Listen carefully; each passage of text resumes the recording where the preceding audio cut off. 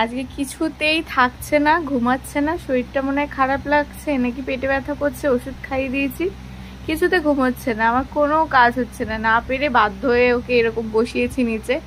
আবার এটা উল্টে গেলে মাথায় লাগবে, পিছনে একটা বালিশ দিয়ে দিয়েছি। বাধ্য হয়ে এখন এরম ভাবে বসে আমি এখন সবজি কাটছি। আজকে সবজিও কাটা নেই, ওর সাথে বসে বসে খেলতে হচ্ছে আর একটু একটু করে কাজ করছি। আবার আমি যদি না ডাকি, কথা না বললে আবার ও নিজেই ডাকবে। খেলতে হবে ওর সাথে, একা একা কিছুতেই থাকবে না।